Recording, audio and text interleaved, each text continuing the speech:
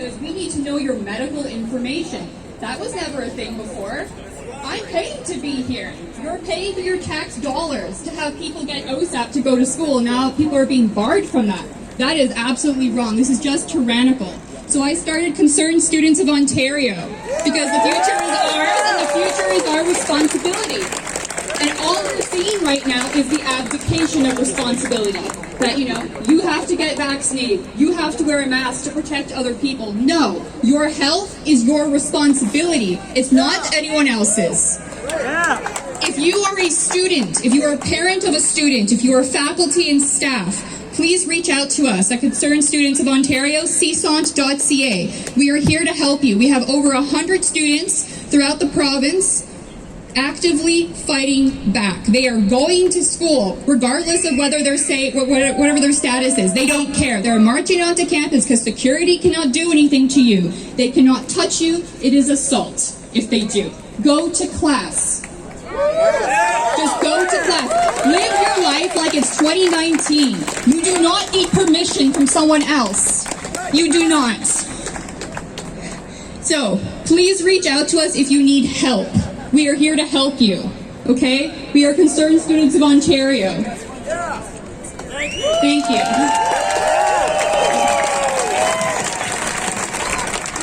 I hope the people at CBC heard that from a right-winger, a liberal arts student at U of T. Crazy right-winger, crazy girl. What is she talking? Do you hear that, CBC? Do you want to come down and interview someone about something that's actually important? Next up, we have Peter Terrace from Niagara, a fantastic guy. He's doing great things, and he's probably going to take a seat. Thank you, Ian. So, what George Orwell, what he said about the media, he said that the media tells you what they want you to believe.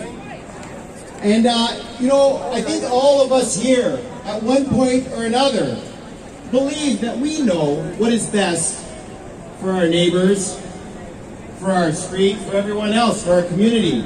We can all fall into that trap. We can all fall into the trap of believing that we know what is best for everyone. In fact, every dictator in history has been able to rationalize their actions as moral and just. And how does a society protect itself from one person or one group forcing on the rest of us what they think is good for us? And that is freedom for all. We all need to be able to choose what is best for us, especially when it comes to our own bodily autonomy. We cannot have our bodily autonomy violated by our state. Now, I guess the media has not, the CBC has missed some of these stats, but you'd think now that we have the vaccine, the death rate in 2021 would be lower. So the UN death rate in 2020 was 7.612. That was when we had the pandemic raging. People were dying in India on the streets as they were walking along the streets. They were just dropping dead. We were being shown these all this fear porn from all over the world. Now we have the vaccine. We've got the cure to the disease. So the death rate should go down. No, it's higher. It's 7.648. So I guess in this case, the cure is worse than the disease. So, we've hinted on that. We know what the disease is. It's the media. That's the virus right now. So part of what the PPC, we want to inoculate Canada against lies. And the way we're going to inoculate Canada is by defunding the CBC and ending all media bailouts.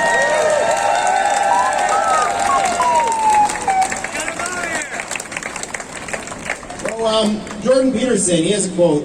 I'm going to start with a quote, end with a quote. He says that following rules doesn't necessarily make you moral. It may just mean that you're afraid. Okay. My name is Peter Terrace. I'm the candidate for the PPC in Niagara Falls. Thank you for coming out today, and I think that's soon. Thank you.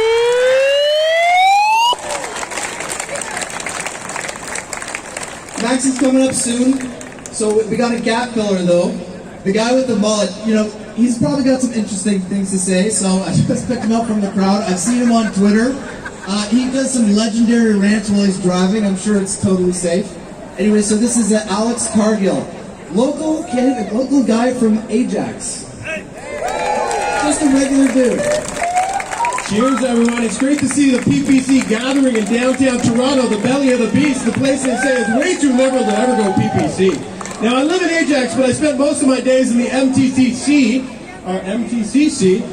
working as an audio engineer until COVID came along and rocked all of us. And like the quote to Orwell, I was like Boxer in Animal Farm. When the utopia wasn't working out, I just said, I will work harder. We changed our whole warehouse into just this mask-making facility. We're going to make the best of it. We're going to do it. I will work harder. Then keeps going. We turn ourselves into a studio much like this, but less funded by the government.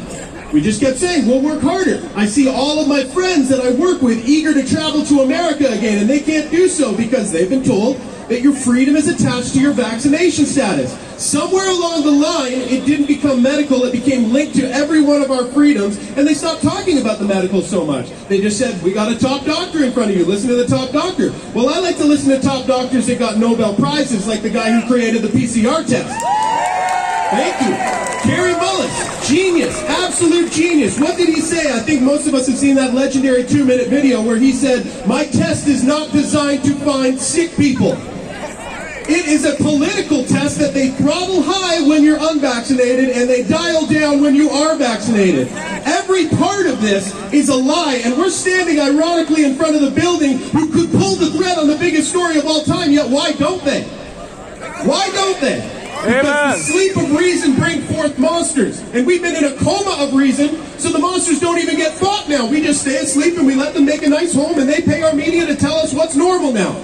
It's not normal. None of this is normal. And when I started following in 2019, Max Bernier, after he lost, I said, if he stops fighting, maybe I'll give up on PPC. But he didn't stop fighting. He kept going. Everything he has said has come to pass. Why are they afraid of it? Why is the only thing you see made up, ginned up Daisy Group, Kinsella Group? It's all forged, guys. They don't want our families knowing that we have the answer. We are on a conveyor belt towards the slaughterhouse, and all we need to do is step off of it. Yet what do these guys pollute the airwaves with? Nothing but negative energy. You can't do it. It's never been done. That is pre-COVID event dinosaur talk. They don't know their land is extinct and that we now live in the land of unprecedented opportunity and possibilities. It would have been 1 in a million to have a socialist coup take over of Earth pre-COVID. But guess what? They exploited the chaos they knew was coming. We are allowed to exploit that chaos too. No matter what any of the black pillars and despair energy people in your life tell you, oh, it hasn't happened. I remember the Reform Party. I remember. Go to hell. This is the land of unprecedented times. We can do anything. The only thing limiting PPC is our ability to not believe it's possible. Yes. Cheers. I agree. Yes, it may not be possible with the way that these corrupt tentacles have wrapped around the rungs of every part of our civilization. That, oh, the votes may stay in your riding, but then they're going to Ottawa, and Trudeau might take a while counting them. We can't rely on this process. It's not PPC's fault our elections are poisoned. But we do have a group. Always remember, I hope every one of these patriots gets a seat and they win a seat.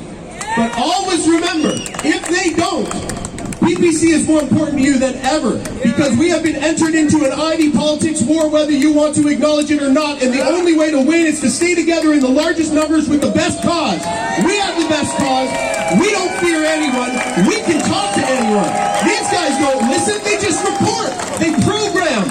You think they could have Maxime Bernier on? I remember seeing Cole Squire up here. Do you know he's a legend? Do you know when I looked into him? I just said, guys, don't accept that they're not letting you at these debates. Show up, make a scene. He did make a scene. He said, look, I'm not vaccinated. Maybe I can come in for via Zoom, like everyone's been doing, like they've been encouraging. Hey, it's the next wave. Everyone's going to work from inside their pods now.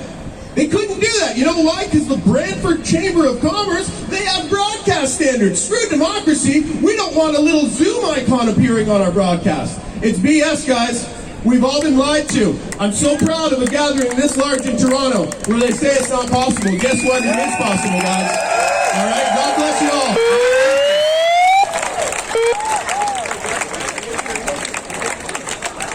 That's one guy who should never wear a mask because he can't breathe when he talks a blue streak. Next up, we have Jason from Take Action Canada. He's going to talk about another serious issue that CBC might touch on, but they don't want to do anything about it, and the government doesn't want to do anything about it. My name is Jason. I'm from Take Action Canada. So I'd like to discuss an initiative that we did through Take Action Canada called Deaths of Despair, a Child Suicide Evidence Package. So I had some help from Dr. Paul Alexander. He is North America's top academic scientist to come up with all the statistics surrounding child suicide during the lockdown. It was very difficult to come up with a lot of the statistics because the government's actually hiding it from us. The same way they lied about the COVID deaths, they're lying in reverse, and they're trying to conceal the deaths of despair and what's been happening to our children during and because of this lockdown. So we had a couple reports in the media, but they don't really touch on the real reason behind the why. So McMaster Children's Hospital in Hamilton reported an almost 300% increase in serious child suicide attempt during a 4-month period of time during the lockdown compared to that same 4 months the year before. We had also reported that there was twice as many drug overdose in children and a 90% increase in eating disorders. So what we found is that with children, this is immediate. An adult would have to suffer for months, unemployment, things like that. Eventually they become depressed. With children, as soon as you tell them, you're not going to school next week, you're not going to be around your friends, your sports are done, all your activities, everything you've been working on is done, they immediately resort to suicide ideation and depression. So I have a couple statistics I want to share.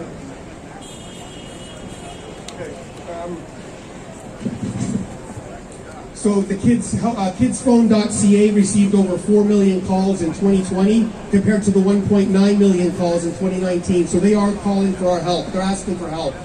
And this problem just isn't in Canada.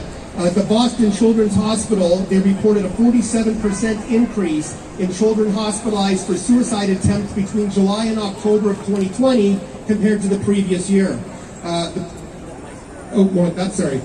Arizona reported a 67% increase in child suicide during the lockdown. And according to a peer-reviewed study by the American Academy of Pediatrics, hospitals in the state of Texas reported that child suicide attempts were 2.34 times higher immediately beginning in March 2020, as soon as they announced the lockdown, once again proving that this was immediate effect for children. Now was this necessary? Did we need to take our children out of school for COVID? According to the statistics that were known at the time, the survival rate under the age of 20 is 99.997, so it's almost 100% survivable. But that number's without treatment. That's if you sit at home and cover up with a blanket. So this is a very beatable illness for children, but more so, they have the lowest rate of severe outcome. The common side effect for children is sniffles from COVID. And Dr. Paul Alexander announced in a study this summer that the reason why children are at such low risk of severe outcome is because they have so few ACE2 receptors. So an ACE2 receptor lines your upper respiratory tract, your nasal passageway, and that's how the virus attaches itself to us. Young children don't even have ACE2 receptors yet, and as they get older, they develop a few more and a few more at a time. So not only are they at low risk of severe outcome, they're also at low risk of passing the virus to others. As a matter of fact, 86 studies show that no child under the age of 10 has ever passed COVID to an adult in any country around the world. So I'm going to hand out a few physical copies of this in the crowd.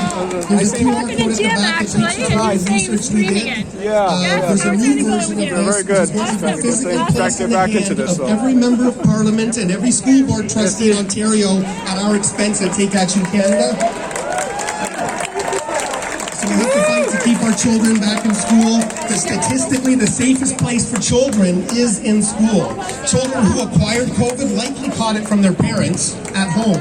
So let's fight to get our children back in school. And I'd like to thank the PPC for being the only party to advocate for our rights and freedoms. Thank you.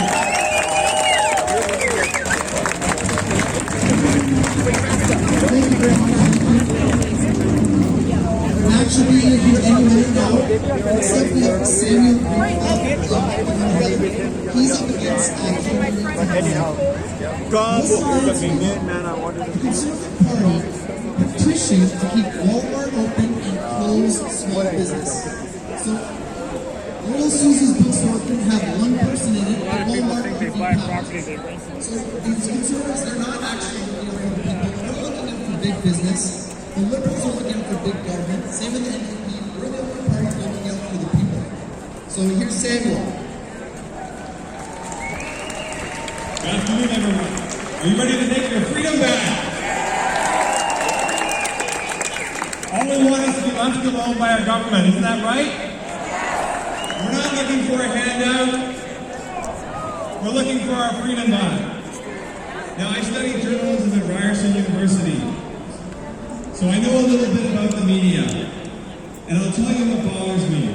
What bothers me is that journalists will tell you that they are just telling you the facts, that they're objective.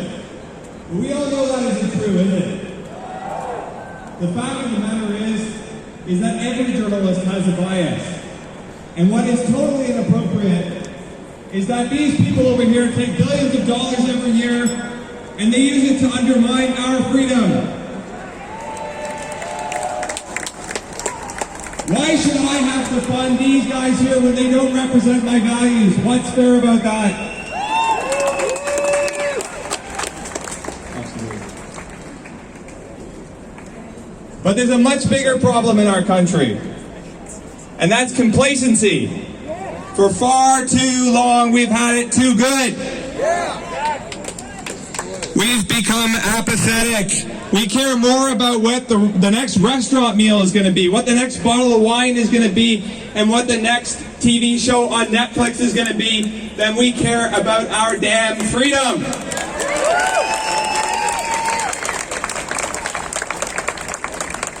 What would the young men who stormed the beaches on D-Day think of us now?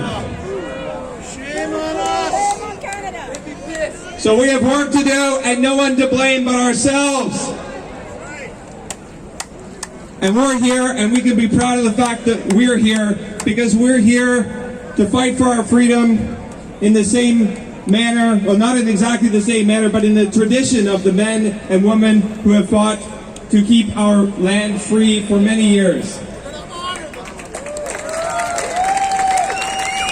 And so we owe it not only to those who came before us, but also to those who are coming after us to preserve the legacy of freedom in Canada.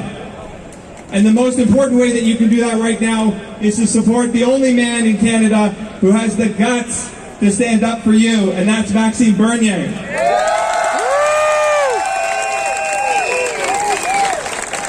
So on September 20th, let's take our country back. Thank you.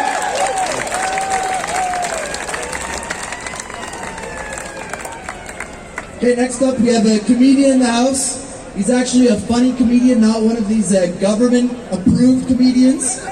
His name is Ben Bankus. He's promised to be on his best behavior.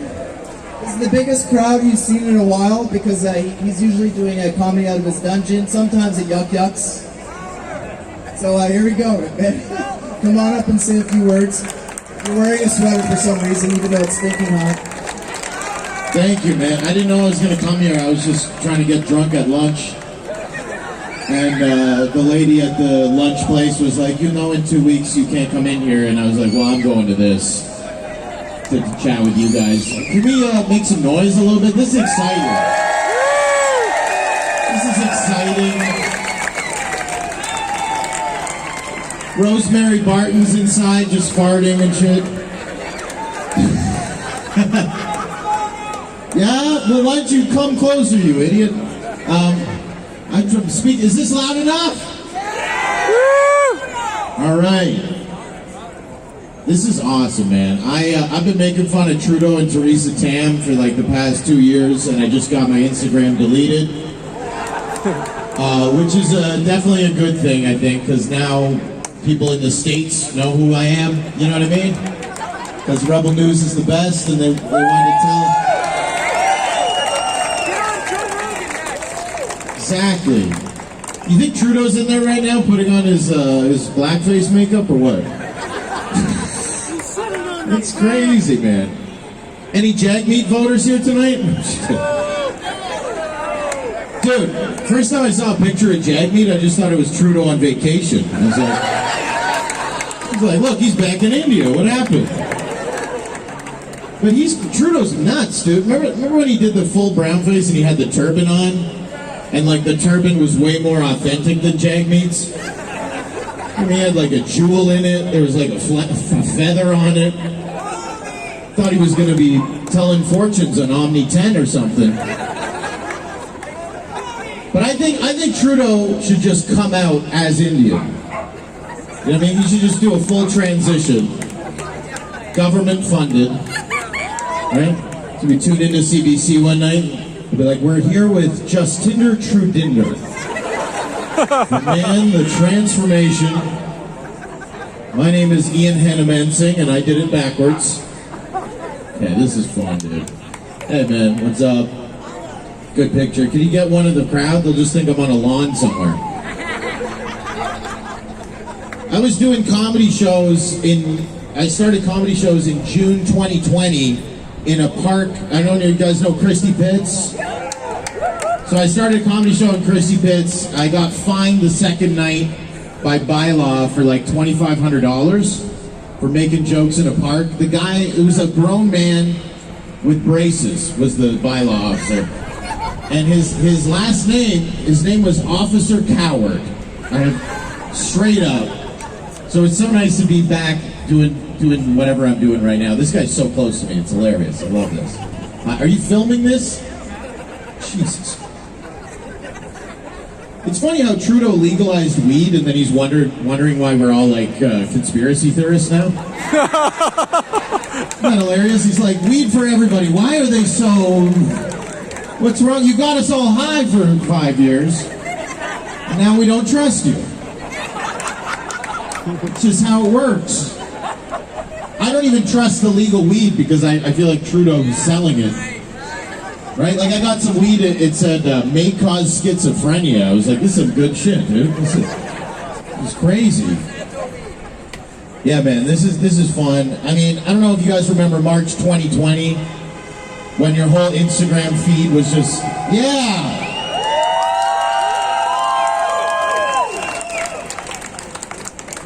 March 2020, your whole Instagram feed. Remember when there was just people in China, in Wuhan?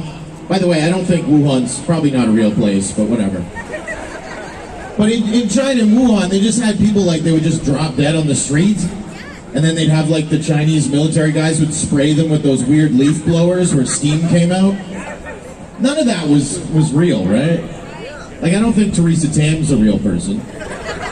Like, I'm pretty sure she was also made at the Wuhan lab of virology. Right? Nobody knew who Theresa Tam was till day one of the pandemic. Do you remember that? The first day of the pandemic, they put her on stage. I just wish I was in the meeting with Trudeau, like where Trudeau got briefed on the virus. Like, we have a virus from China. What do we do? He's like, I know the tranny for the job. I probably shouldn't have said that, but screw it. But she just came out day one. She just came on stage. Remember that? And she just went up to the mic. She was like, don't go on the cruise ship. Thank you. And then walked away. And then 6 months later, she's like, you need a mask for sex. It's like, we know that she's been putting a bag over her head for the last 15 years. I should probably leave. All right. Thank you guys. Follow me at Ben. It's at Ben Bankus, BANKAS 2, because I'm in virtual concentration camp. Goodbye. I think he's overheated. He's wearing a sweater and it's 35 degrees out. Anyway, thank you. Next up, we got Kristen Nagel. She's an absolute warrior. She's one of the few nurses that has spoken out, and she spoke out early. She's just an absolute warrior. She's one of my heroes because it's very difficult what she's doing because the whole system is against her. And she's one of the only ones willing to tell the truth. So please give it up for Kristen Nagel. Hello, warriors! And I don't say that lightly, I mean it, because right now we are in a battle. I think we all feel it. We're in war, psychological, spiritual, and we are now at the front lines. This is it, where we're ready to charge. And it's amazing to see everyone coming out, and everyone is ready. And we are so thrilled because Canadian frontline nurses, we've been at this battle for a while trying to share truth and stand up. We put ourselves at the front lines of this battle to stand up for the truth, for informed consent, for medical freedom, for our children, for their future generations. And we stood up to protect our communities and the public. And so we are thrilled to see that finally we have an army also behind us now.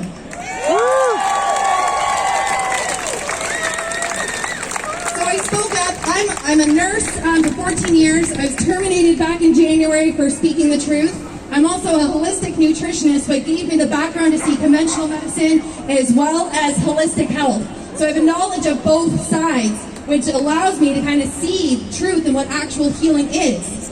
I spoke out because of my children and for all children and future generations. I saw where the future was going, and it was not a future that I wanted to bring my kids up in. I wanted to show them that the world is a beautiful place, that we are proud Canadians that help each other, that lend a helping hand, that we do not turn our backs on one another, that we do not discriminate, and we do not live in a place of hate or anger or finger pointing. We are here to be united with our differences and our uniqueness. And look at everyone in this crowd today. That is what makes this a beautiful place. We're not meant to be the same. We're not meant to have the same thoughts, the same beliefs, the same values. How boring would that be? That's the world that they want for us. I want differences. I want to disagree. I want to have debates. And I want to learn from each and every one of you.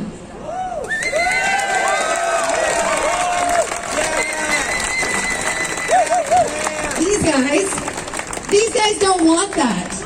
They want to push a one-sided narrative. They want groupthink. They don't want any of us to be different or unique or to even be critical thinkers.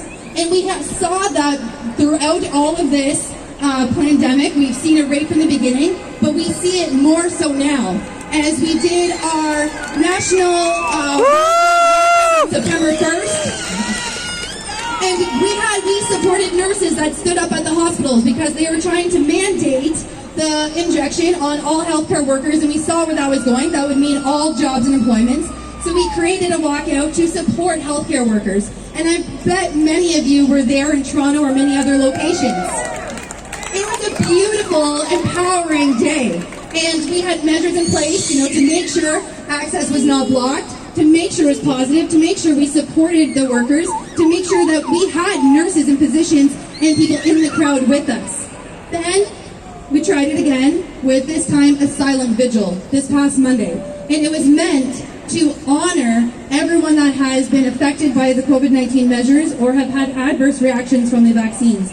It was a moment to hear our stories that are being ignored. It was a moment to create a tribute of our grievance, our suffering. It was a moment to lay our hearts out so that others can see that we are not evil, we are not anti-maskers, we're not anti-vaxxers, we are not here to create hate or attack or divide. We just want to be heard, and these are our hearts. And what did the media do? These guys. They have been vilifying us as a terrorist group, as a group that was there to attack the hospitals, to raid. Some places had more police in place than there were people there, leaving their flowers and their hearts behind. I was in London that day. CTV came out, interviewed me, completely left out the whole story about why we were there. I asked them to please make sure you share this story. There was a boy, Nathan. His parents put up a memorial of him on the fence with flowers and his picture and this young man died after the Pfizer injection. He said, please share these stories. These are the ones that need to get out. Did anyone hear about Nathan's story on mainstream media?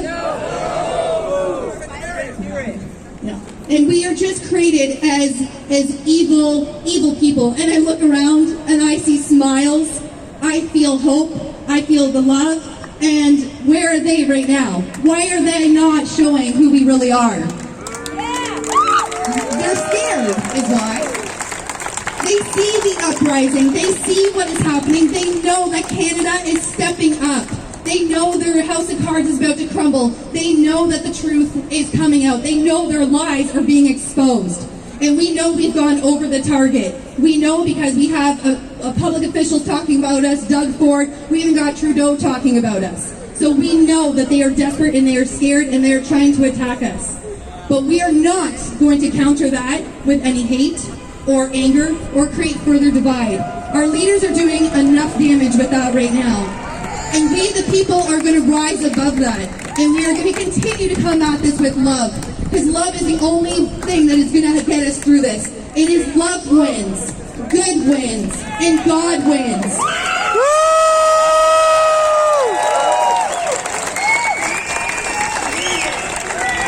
So I'm going to read some scriptures that help me get through this, because let me tell you, this is a spiritual battle and we need faith right now. We need faith and we need each other and we need community, because this is a heavy battle, a psychological battle, and I'm sure you're all feeling it. Who is feeling heavy in this crowd? Who has broken down over all of this?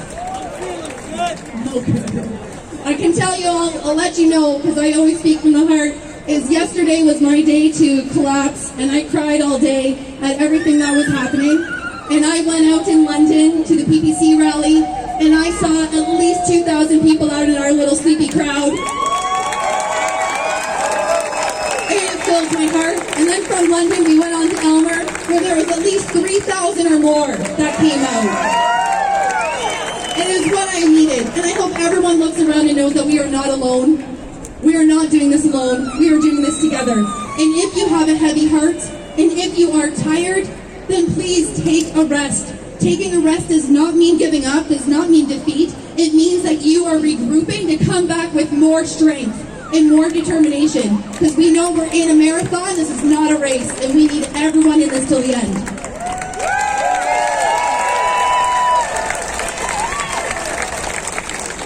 So I'm going to read you from 1 John 4, verse 18. There is no fear in love, but perfect love drives out fear. Because fear has to do with punishment. The one who fears is not made perfect in love.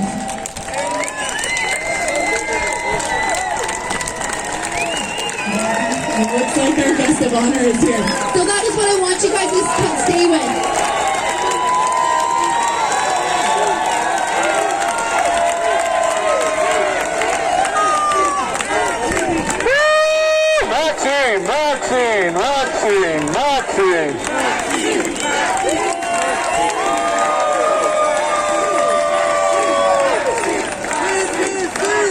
Maxime.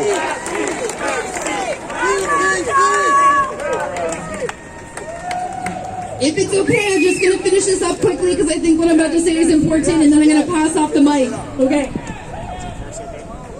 So this is what I want to do quick, is just read this last scripture, and then I just want everyone to come together before I pass off the mic to our very honored guest, Maxime, here.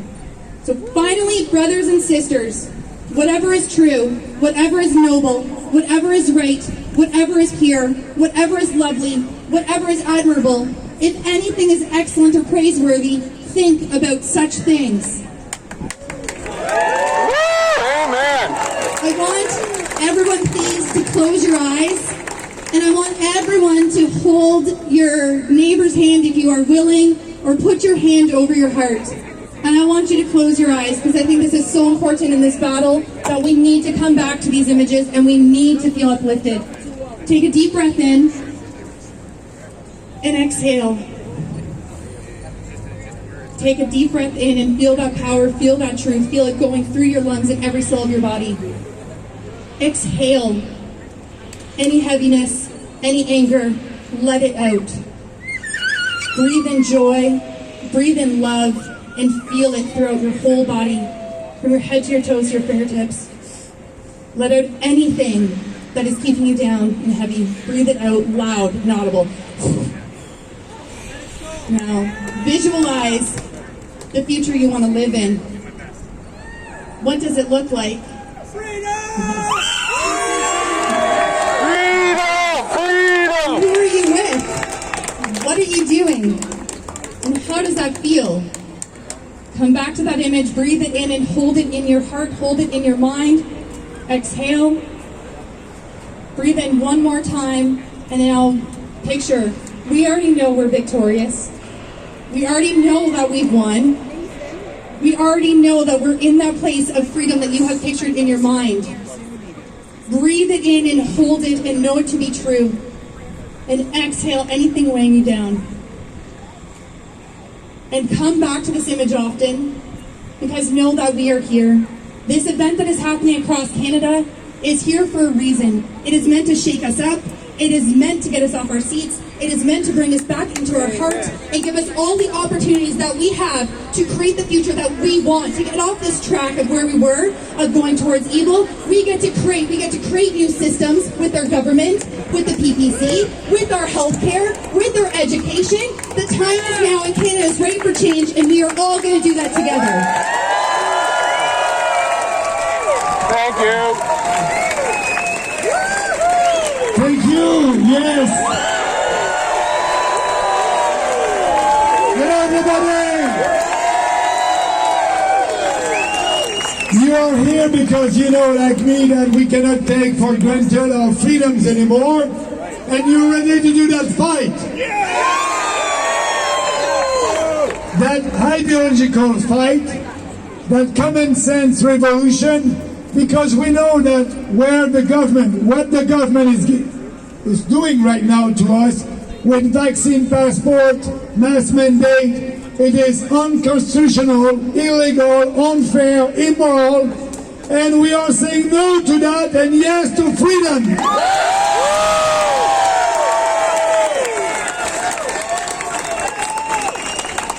And the mainstream media try to describe us as anti-mask, anti-vaccine. You are here today, you are not during our campaign, you're just here today because you know that it's a time to speak about what the people want, and the people here, they're ready to fight for their life, they're ready to fight for our democracy, and we want to have the freedom of choice. Freedom of choice. That's our fight. We're not anti-vaccine, we're not anti-mask. Everybody must be able to decide what to do if they want to have the vaccine or not. You know, the feminists were saying a couple of years ago, my body, my choice. I'm saying the same thing today, our body, our choice.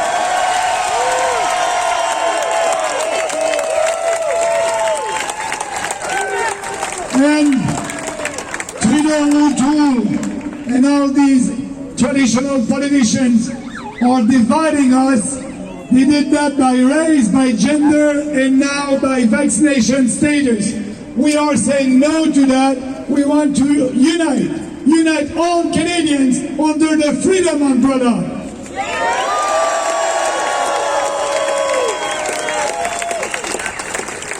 Because there's no reason to do segregation and discrimination, because every Canadian is in the same boat. Everybody can spread the virus. Yes, we know that vaccinated people that decided to have the vaccine, if they have COVID-19, they will have mild symptoms. But like myself and a lot of Canadians that decided not to have the vaccine, they can spread the virus. So there's no reason to do that segregation. I want to be able to go to a restaurant, I want to be able to go to a baseball game, and I'm saying to people who decided to have the vaccine, your life is not in danger if people unvaccinated are with you, because you took the vaccine, you protect yourself. So let's reopen the economy, saying no to lockdowns.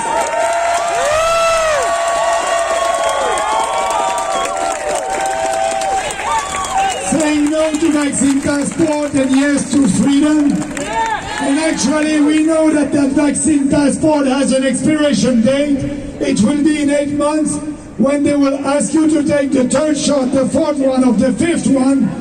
So people must understand, enough is enough. We want to go back to a life before COVID-19.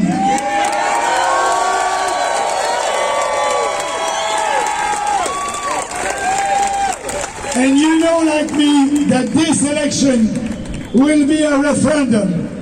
I agree with Justin Trudeau when he said, and maybe that's the first time and the last time, when he said, when he launched that election, I want you Canadians to judge me on the way that I managed the COVID-19 crisis. Yes, Mr. Trudeau, we will judge you on that. And Mr. Trudeau, when you said to civil servants in Ottawa, when you said to them, if they don't take the 2 shots, if they don't have their vaccine passport, there will be consequences. That's what you said to them. I know what you said to them. You said to them, if you don't take your 2 shots, I will punish you. But Mr. Trudeau, we will punish you the 28th of September.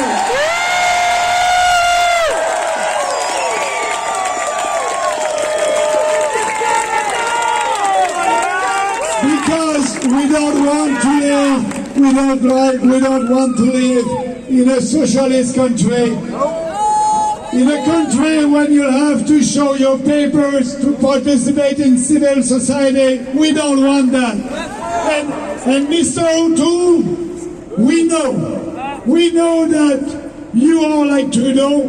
You're ready to impose vaccine passport all across the country, and we cannot trust these conservative government here in Ontario and also in Alberta. These conservative governments are not fighting for us. They all want to impose a vaccine passport. Here, Ford and Kenny in Alberta and O'Toole in Canada, they are all in the same boat. They want to have more government control, and we want to have more freedom.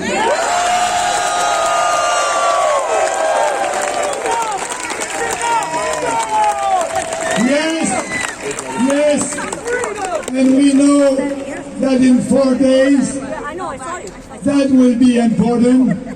That election is important, and I'm asking you, don't hesitate to speak to your friends, your family, your co-workers, because there's a lot of Canadians that don't know that we are here, don't know that we exist. We cannot count on the mainstream media.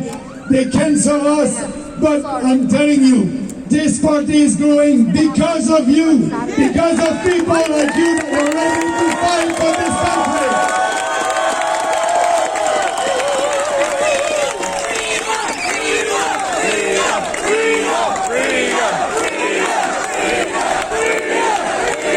Yes, freedom.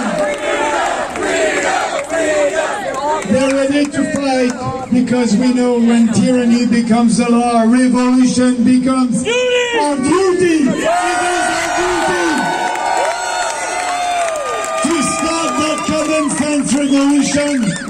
that common sense revolution, that freedom revolution all across our country, and that will start the 28th of September. I can tell you, we will be elected, some of our candidates will be elected, and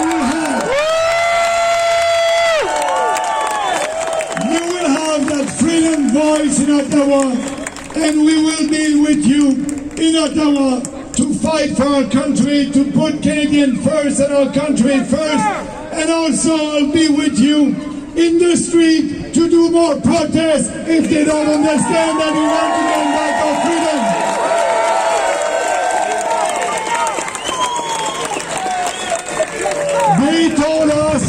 They told us 2 weeks to flatten the curve. I'm telling them 4 days to flatten the lies. 4 days.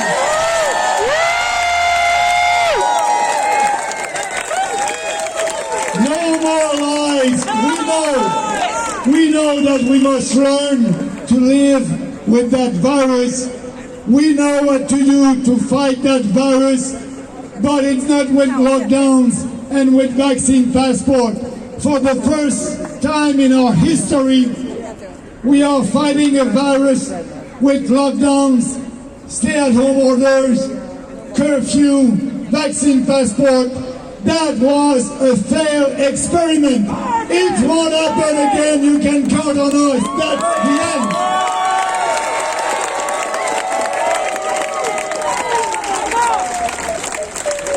And we know that we will win because we have the science on our side. Just look in Israel. In Israel today, vaccinated people, we know that they can spread the virus. So where is the logic right now? In Quebec, me personally, I cannot go to a restaurant, but I can go to my church. Do you think that there are more viruses in restaurants than in a church? There's no logic there. I will tell you why I can go to my church. Because the Catholic Church was very efficient at doing their lobby at the provincial level. That's why. That's not based on science. That's not based on common sense. Let's stop that discrimination and segregation now.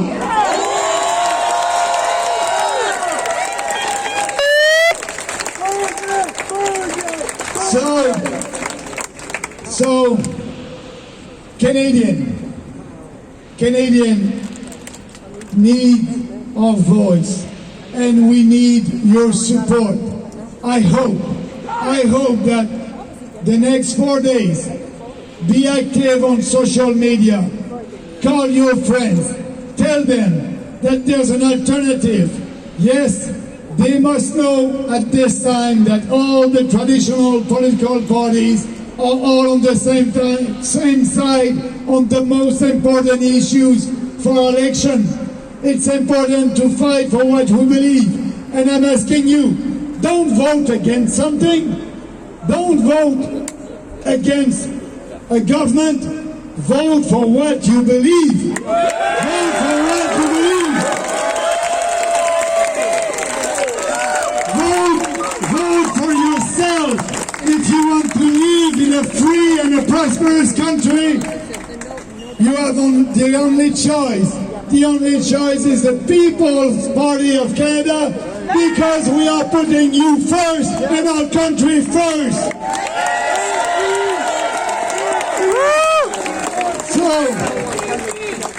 So our time is critical right now.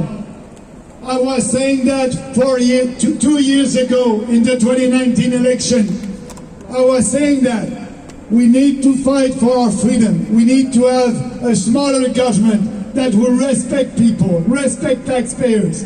And at that time, when I was speaking about freedom, people were looking at me, what do you mean, Maxime? We are living in a free country.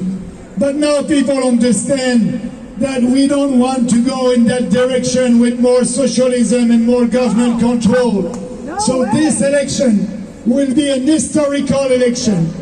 And this political party, this movement is growing because of you. And that historical election will be a big surprise for the mainstream media, but it won't be a surprise for us, because we know that there's a silent majority out there that they're looking at us, and they must not have the courage of their conviction. They must not have the courage to come here and to fight with us, but they are looking at us. And I can tell you that more and more people will give them the courage to vote for what they believe for once. And I believe that they will do that because they want to gain back their country and save their country.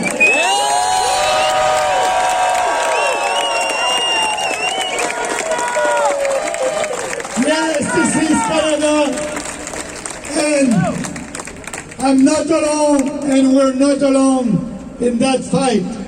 And I want to give the floor to a real Canadian, a freedom fighters here from Ontario, but also Randy is very well known all across the country because he started that End the Lockdowns movement all across the province, all across the country.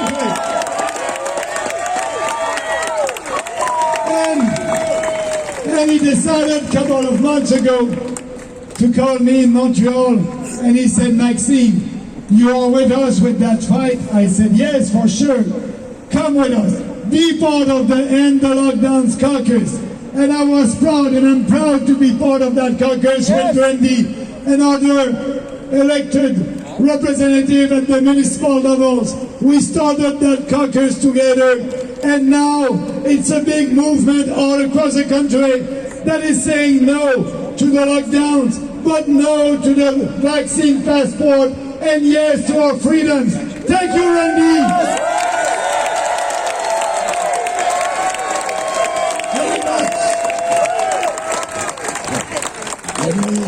Get a little horse here. I'm going to do my best. We've been busy on the campaign trail. And listen, you see all these wonderful people out here. You see the crowds are building for freedom. Canadians are standing up for freedom. And we take a look around and we see the mainstream media ignores the big crowds. The government ignores the big crowds. They're trying to divide us. They're trying to ignore us. They're trying to say that Canadians don't want freedom. The PPC and Canadians want freedom, and we're going to get it on Monday, September 20th. And these guys, the crowds are getting bigger and bigger. Yesterday in London we had 2,000 people out. In Elmer we had 4,000 people out. But the media keeps ignoring it. And thankfully, we've got the independent media here. The independent media is who we need to trust, not these bloody CBC or CBC or any of the others. They are part of the narrative of fear that our governments are promoting. And that's what they've been doing. For 18 months, our governments have purposely been instilling and telling us a story of fear and danger and terror. We'll have no more of that bullshit, because that's what it is. First they told us 2 weeks to flatten the curve. Then they said 2 weeks to not overwhelm the hospitals. And then they said, well, just a little lockdown, maybe another lockdown. And then they said, well, maybe just have another lockdown. And then they said, well, let's have another lockdown. And then they said, let's close up our borders. That'll do it, we'll close up our borders. And then they said, well, we have to stay home and nobody can come over and see you at Christmas. That'll do it. That'll stop it. And then another lockdown. And then they said, well, just a vaccine. Well, everything will be okay once we get a vaccine. And then they said, well, maybe a second vaccine and then a booster. That'll do it. That'll do it. And then, just a vaccine passport. Just a vaccine passport will do it. It's all BS. It's a narrative of fear. Freedom beats fear.